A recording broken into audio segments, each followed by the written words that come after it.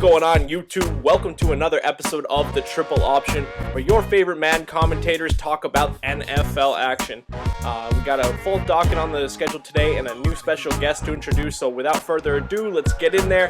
And what's up, guys? Yo, what up? What it do, y'all? It's your boy, I'm blessed. And we also have another special guest this week, MoonlightSwami, member of Game Face Studios, here to represent the Browns. And Patriots.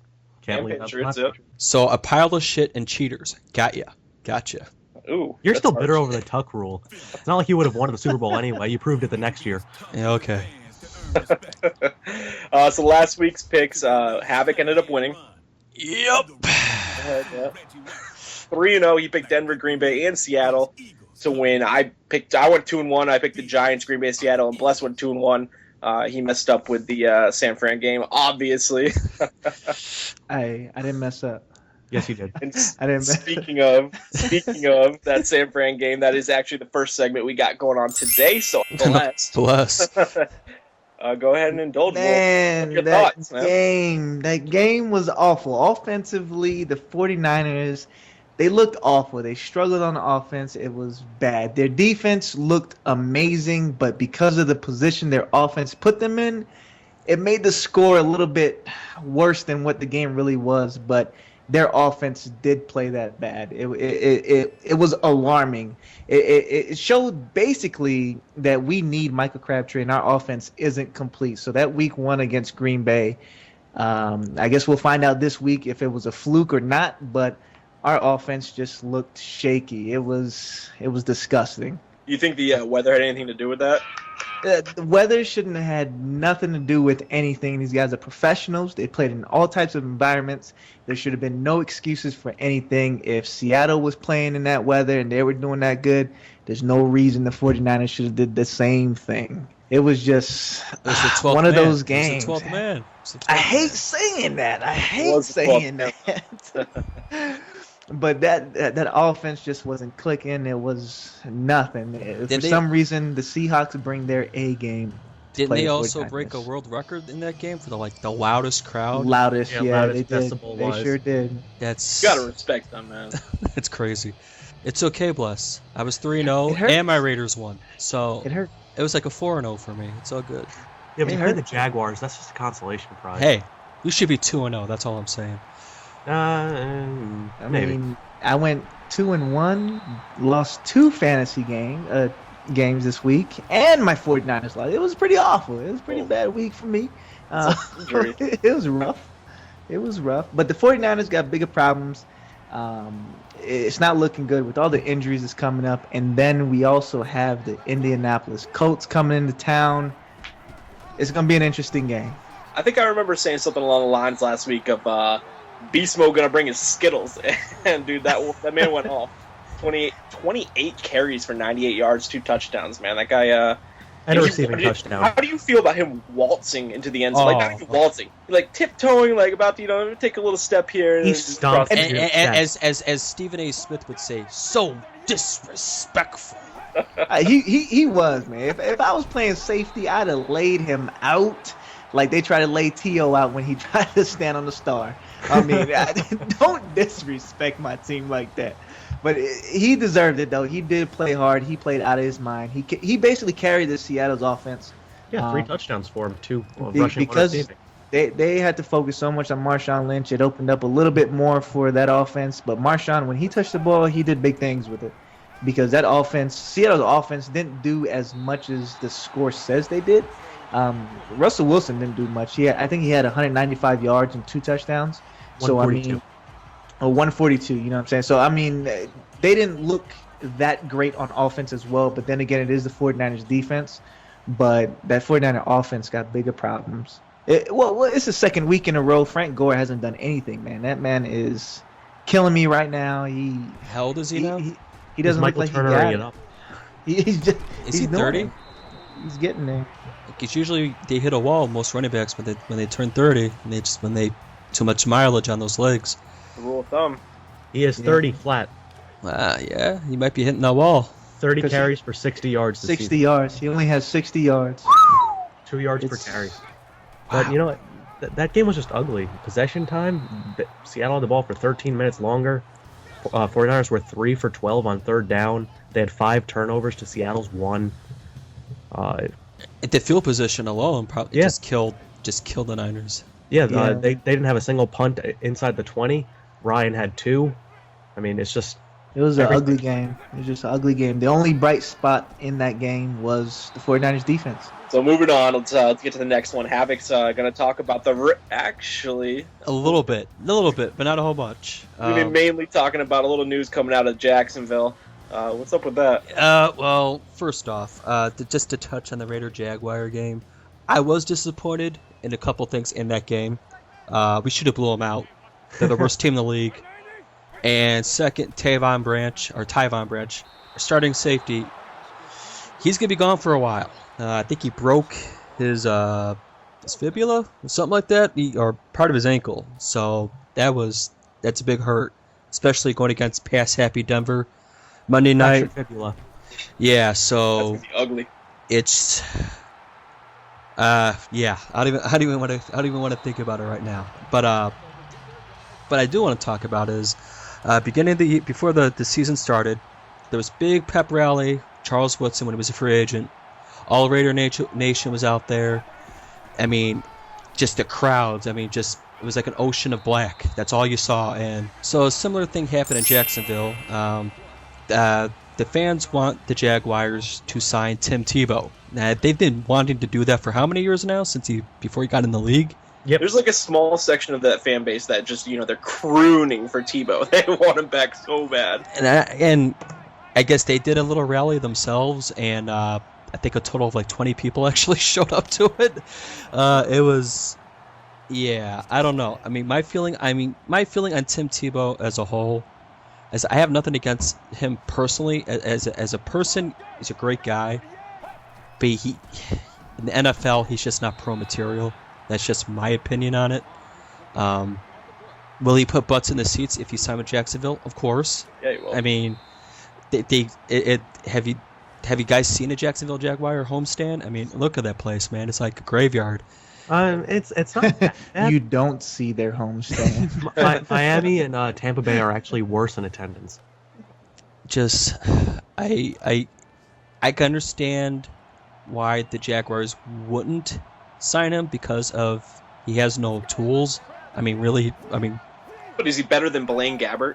He's not better than Mark Scott. he's not better than Chad Henne. And he's not better than Henny. He's not better than Gabbard. He's not better than Scott. And I mean, but I'd if start Tebow over Gabbert.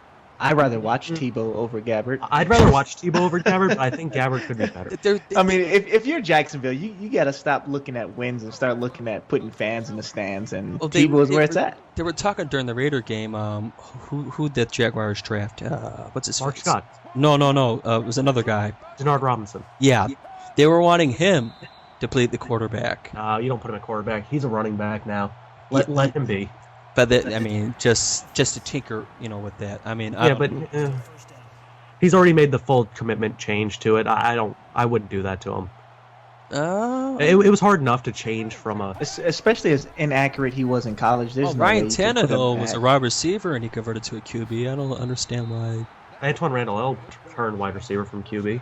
So I mean, he can do his occasional. They could do option plays with him. That I'd be okay with. If they brought back the Antoine Randall or Brad Smith option, go for it. But I wouldn't have him full time. it just, I don't know. I thought the Raiders had it bad, and Jacksonville just looks like just that bad. All right, let's move on. The third topic we're talking about is being combo. Me and Swami are going to talk about this trade that happened today on Wednesday. There's the tears of a Browns fan right there. But if you didn't hear, Trent Richardson was traded from the Cleveland Browns to the Indianapolis Colts for one first-round draft pick in 2014. Yes, this Swami, upcoming year. what was your initial reaction? What I just did, that crying. First it was astonishment. Then it was crying. Then it was angrily tweeting. Did you have to look at the calendar to make sure it wasn't April Fool's? Because No. I had to look at my wings to make sure I didn't throw them up. It was awful. I looked at it and I thought, for one first-round pick. Straight up, man. Straight up. Just a This pick. guy was drafted number 3 in the 2012 draft, and they got him for 1 pick. It's going to be a late pick. Bullshit. I don't know. Well, It's here's gonna the be thing. a late pick. Yeah, it is. I don't know how late it's going to be. I think it could definitely be anywhere from like 18 to 25. I think I'm not putting it any further. Nah, I could see that. Yeah. Yeah, because I'm thinking That's 20 still- to 25. Let me just pick up their schedule because I want to take a look at who they face. Raiders, they beat. Dolphins, they lost to. 49ers, Jaguars, Seahawks, Chargers, Broncos, Texans, Rams, Titans, Cardinals, Titans, Bengals, Texans, Chiefs, Jaguars. Okay. Sounds like a 10-win season to me. At least 10 wins. They got 1 win. There's They're gonna 2 get for to- I mean- Jaguars. I'd say I'd give them at least 1 against the Titans, maybe 2. I don't think they won't. I don't. They could beat Arizona and St. Louis apiece. My gonna thing lose to is the this, Broncos. Swami. They were, before this Trent Richardson trade, they were on the fringe of competing for a wild card spot in the AFC. They were. The AFC is not nearly as talented as the NFC is. After this trade, post Trent Richardson, they're not only in contention for that wild card spot, now they're in contention for the division. That now they can contend with Houston. I And think you they can't could've tell me they contended can't, because before. Houston's looked flat the first couple weeks. They I- pulled out a yeah. win against San Diego, and they barely beat Tennessee. Yeah, I agree. I thought they could have competed with Houston to begin this. After seeing the Texans the first quarter of Week 1, I thought, oh my God, this team is not where they should be, and it's Right. true. The Colts, I have a problem with their defense. I don't love, but on offense, Bradshaw, he's good. He's explosive. He is extremely explosive, very underrated on that, and I think he and Trent could be a good combination. Take the slack off of Trent, whose body cannot handle being the feature of a team fully, like he was in I Cleveland. disagree. I think Trent can be and I think he will be. He's gonna open up the receivers to get even more open. Have you seen T.Y. Hilton lately? He's making ridiculous circus catches. I think those receivers are going to benefit from Trent Richardson taking off some of that load. You can't stack the box anymore against Trent Richardson because Andrew Luck's going to eat on that. He's just going to Yeah. destroy that Well, if you stack the but- box on him. I don't mean that he can't be the feature. I think he's going to be a major part of it. I just don't like him as the only option, which he was in Cleveland. Well, I think. most teams do the dual running back. They have to. It's what made CJ 2K. Him and Lendell White, smash and dash, 2008. Richardson, he's going to get between 22 and 25 carries a game. I mean, that's where I see He's him going to getting. get between 22 and 25 touches a game. Bradshaw's going to get a good amount, and he's going to get a good amount of receptions because that's what he does.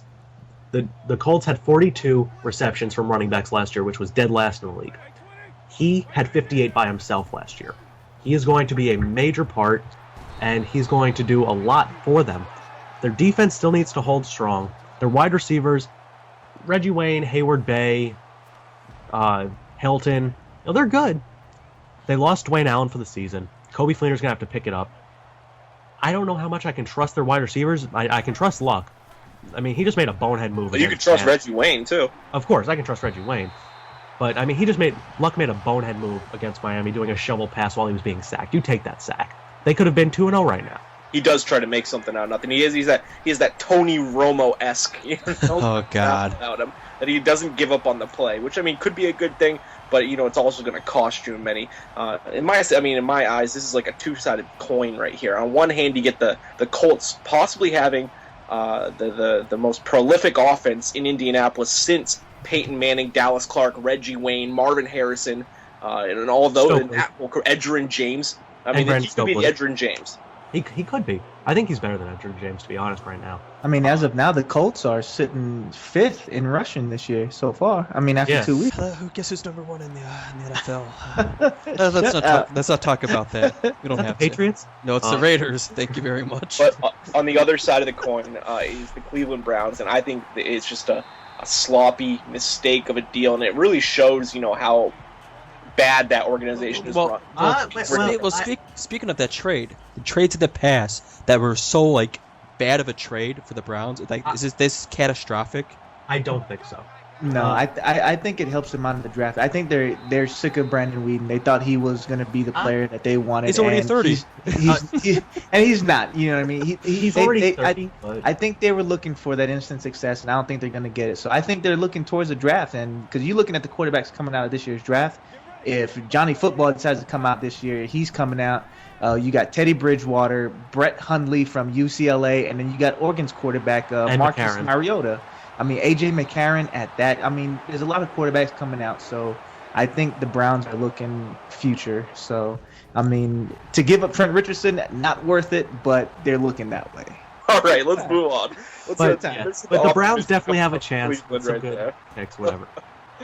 But we're going on to the picks right here. So we're picking on these 3 games. We're going to pick Chiefs and Eagles, Falcons and Dolphins, Colts and 49ers. We're going to start with tonight's matchup, Chiefs versus Eagles. Andy Reid returning to Philadelphia. How you feeling about that game, HaVoC? I mean, my heart says the Eagles, but my head says the Chiefs. I hate the Chiefs. They're the division rival. So I'm going to go with the Eagles. I just think it's going to be. I don't think it's going to be so much a big deal about Andy Reid being there. I think before the game, all that stuff. But as soon as the kickoff starts, it kind of just washes away. But I think I don't see the Kansas City defense stopping the Philadelphia offense. That's just my gut feeling on it. So I got the Eagles winning, and I have them winning convincingly. I think I have them winning by at least 10. Blessed?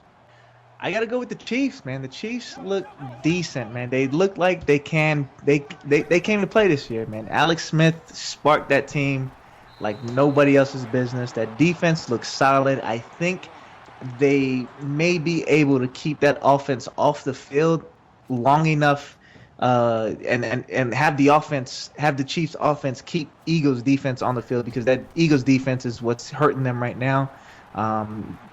Staying on the field that long, the Eagles defense is hurting right now. They really can't be on the field as long as they are, and that high-powered offense, that's going to be the downfall, is that defense, because the defense is just sucking wind. They're rotating guys in and out, can't get into position to make plays, and that's why the Eagles games are coming out to be shootouts. So I think the Chiefs may come out with this one just because their defense is solid. I like their defense. Swami, how you feel? I'm picking the Chiefs on this one. Andy Reid coming home, that's great. I thought it was funny that someone, I don't know which team he was on, said that Andy Reid still wishes he was a member of the Eagles. I think it was Jamal Charles, who said that he'd still want to be there, but he got fired, which was just kind of ironic because, just it's whatever. But the Chiefs have the second best rush defense so far this season, 54 yards allowed per game. Cowboys aren't a rush team, so it's kind of hard to judge, and they play the Jaguars week 1. 7th in pass. Cowboys, that's what they do. Jason Witten had 2 receptions for 16 yards. Mm-hmm. This Chiefs team is extremely well off on defense, from Derek Johnson to Tom Ali to Brandon Flowers to Eric Berry to Dunta Robinson, I don't know if he's playing, to Sean Smith. Their team is very deep, and they're very good at stopping the run. I've seen that over the years. They have Dontari Poe now in the middle. He's an animal. And he's really coming into his own. And Jamal Charles is doing well. They're 8th in rushing. He's a little bit banged up. They're still 8th in rushing, though. And they're averaging 117.5 per game. And that's going to kill the Eagles, because the Eagles it'll open up play action, and the Eagles cannot stop play action. That is one thing I've learned about Coleman, about that secondary. They bite on the run. And Alex Smith will have a field day with them, going deep to guys like Donnie Avery and Dwayne Bowe, with them biting on the run for a guy, Jamal Charles, who they have to legitimately stop. I think the Chiefs got it. I think Chiefs are going to win by 10, actually. I have the Chiefs too. HaVoc's gonna be the only one picking the Philadelphia Eagles here. I think Andy Reid is foaming at the mouth for this matchup to get back, and he'd love to still be there, but they cut him, they got rid of him, so I think he's got a little chip on his shoulder. He's gonna spend a little extra time in the film room, like Blessed and Swami said. That defense in Kansas City, that is a legitimate defense. They're playing with a lot of swagger right now. They're playing hard. I think the number 2 or 3 overall defense through 2 weeks, which isn't a huge sample size, but they're playing really well. And if there's anything that the Philadelphia Eagles can't do, it's they can't play defense. Like, Chip Kelly has all the offensive talent in the world, but he cannot get his team to play a lick of defense. San Diego put up, how much did San Diego put up last week? They put up 30 on them? 33. Including a fourth quarter drive by Philip Rivers. Philip Rivers, that's another story, but, Philadelphia can't play defense. Kansas City can. I'm taking defense every time, and especially with Andy Reid returning to Philadelphia. So the second matchup we got is Falcons at Dolphins. Go ahead, Blessed. Who you got in the Falcons going down to Miami? I want to say Falcons, but I think for some reason the Miami Dolphins got their home opener. They're excited. They're pumped. I'm going to go Dolphins. I'm going to go out on a limb here. I'm going to say the Dolphins got it. Their run game is starting to pick up with Lamar Miller. That whole running back core, that dual running back threat is just going to kill the Falcons. The Falcons, I still think they're a fluke. I don't think what they did last year should even count because they're not going to be that good this year, and I'm still counting on that. They are talented on offense, but that defense, I don't think that defense can hold out all year, and I think that's going to be the Falcons' downfall. So I'm going to have to go with the Dolphins, man. All right, Swami, you can go ahead and take second on this one. All right, I'm picking the Dolphins as well. I think the Dolphins are going to go to 3-0. Falcons are going to fall to 1-2. They lost to the Saints week 1. The Falcons did, and this past week they almost lost. The Rams almost came back on them, whether that was courtesy points or whatever. The Falcons, they lost Sean Witherspoon. They lost Steven Jackson for a little bit. Witherspoon much longer, but their team is. I don't like it. I don't like the way their team dynamic is. I think that the Dolphins are a much better team, especially defensively. Miami defense is phenomenal. Very talented. Just from Cameron Wake and Koa Misi alone, those two guys are ridiculous. Clemens in the secondary as well. And someone else on that defense, I don't remember his name. Deion Jordan? Yes. I don't know. No, it was Jordan and somebody else. Deion Jordan, and I'm trying to think of the name. It'll come to me. But, Solai? Solai, yeah. Paul? Yeah. Oh, Solai. Solid players on this team. Tannehill's doing all right. He's getting the job done. The running game's my only concern, but the Falcons don't seem to be that good against the rush. I mean, they're not awful, but, they played two teams that don't run, and they still are 9th, giving up 73 per game. Those two teams do not run, the Rams and the Saints. At least, the Rams just couldn't because they just had no chance in hell to start that game off with Richardson and Pede. But I think the Falcons are a bit overrated. I don't think they're going to win the division. They might not even make the playoffs. I'll go third. I mean, I'm not buying the hype. I'm not buying the hype on Miami. I think they're a bunch of phonies down there in South Beach, just kind of like the other phony team that plays basketball down in South Beach. But I mean, I don't buy into. Yeah, they won the championship. All right, I buy into the phony LeBron James, I guess. But I don't know. I just don't like Miami. I'm not willing to bite on that. I think they're the soup du jour of the NFL this year. And it's going to come to an end, and I think it's going to come to an end against Falcons, man. You can't stop. Matt Ryan to Julio Jones at the beginning of last week's game was unstoppable. It was absolutely unstoppable. There was no team that could have defended that last week. They were just on fire. The connection between those two. Julio Jones went 11 catches for 182 yards. That he popped off. That's crazy. He's got the size. He's got the speed to do it. And I think eventually Julio Jones will be the best receiver in the NFL. And he's ascending pretty damn quickly. He's top 10 already. He is. He's absolutely. He may be top 5 already. He's better than Roddy. Receivers go. I mean, AJ Green's there. Obviously, Julio Jones. I would say yeah, he is top 5 receiver right now. But I mean, I think Atlanta is playing great. I think St. Louis got a lot of garbage time yards and garbage time points last week. So I think the score in that game is deceiving because Atlanta kind of just blew the doors off them early. So I'm taking Atlanta in that one. I think Miami, gets a little reality check, and it's the New England Patriots division. Come on, I'm not gonna pick the Miami Dolphins. Get out of here. Who you got, HaVoC? I actually gotta agree. Yeah, I see Atlanta. I think as impressive as Miami has been the first 2 weeks, I think they'll come off the tracks this week because it is home. Their home opener, and all the hype going into the game. But I think the Falcons are just going to put on a show. I dare say, I think it could be a potential blowout because that as suspect as the Falcons defense is, the Atlanta Falcons offense, when it's clicking, it clicks. And Julio Jones, Roddy White, Tony G, I just don't see them stopping them. I just don't see it. It could be a potential blowout, so I got the Falcons. Got it. We're going to go ahead and start with Swami on this one. Colts at 49ers. We're going to talk about the Niners again here. But you're putting me on the spot. This is becoming a trend, man. I swear to God. You're putting me on the spot on this one. I needed a second to think about this. All right, we'll move over. We'll go with blessed. We'll have it. Can't the 49ers redeem themselves? I think they will. I mean, they are banged up. They have a lot of injuries, but I think they'll come back, make a This will be a statement game, saying they had a bad day last Sunday, and this week's different. They are a better team. They are better than what they showed last week, and I think this is going to be the game where they do that. I think this may be Frank Gore's breakout game because he's been quiet all year this past 2 weeks. So, I mean, this may be Frank Gore's breakout game. And just for the simple fact the Colts lost to the Dolphins, I'm going to have to go Niners. Well, I'm going to join you on that one. I think the Niners are there licking their wounds, and the Colts are going up the candlestick, and I think that the Niners are going to be ready. I mean, they're embarrassed after last week. They want to, prove that, they're still the team to beat in the NFC West and the NFC in total. I think the Colts, just get Trent Richardson, so that's going to be a little boost. I don't know how he's going to fit into their scheme in the first game. I think he's going to be a boss in Indianapolis, but maybe not the first game because, there's a lot of technical things he probably needs to learn with that offense. I mean, Andrew Luck will pick up the slack for him, but I just don't see the 49ers losing 2 in a row, especially with a defense that proud. There's something called pride in the NFL. I don't think they're going to drop 2 in a row, not under Jim Harbaugh, not with that defense. Picking the 49ers at least by 2 touchdowns. I think Kaepernick's going to go off on this one and prove that I'm wrong when I said he was overrated. HaVoC, what about you? I gotta agree. I think the Niners bounce back.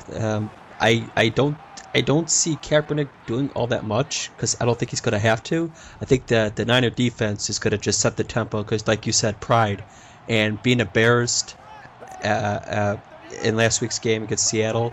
I think the Niner defense is just going to be ferocious. I think they're going to get at Andrew Luck because, and I'm going to drop the Raiders in this, that the Colts' offensive line is not good. We sacked Andrew Luck, I believe, 5 times.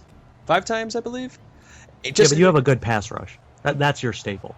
I just don't see that the Colts' O-line be able to put up the barrage, the attacking defense that the Niners have.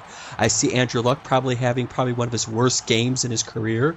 I see Andrew Luck throwing at least 3 picks, maybe throwing a touchdown. Maybe you'll probably have the same numbers that Kaepernick had against Seattle. That's how much of a big game it's going to be for the Niner D. So I got the Niners winning big in this one. 3 of us taking Niners. Swami, you going the other way on this one? You had 4 sacks, by the way. Yeah, I'm going the other way on it. I just don't think that they have the momentum right now. I don't think either team has momentum right now, but I think the injuries are a little bit too prevalent against a team that works well against their strengths, and their strengths are weakened right now. Swami, what do you got for that final score? Final score? I'm going to have the Colts 27, the 49ers 21. All right, so that's going to do it for today's episode, guys. I hope you guys enjoyed it, but before we go, I'm going to give these guys a chance to tell you what's coming up on their channel and a little bit about it. What it do, y'all? It's your boy, I'm Blessed. Go ahead and stop by my channel, man. If y'all like what you see, go ahead and hit the subscribe button, man. It won't hurt. What's going on, guys? HaVoC here. Go on and check out my channel. I just re-uploaded a video of my sports room, actually my family sports room, so definitely check out that video.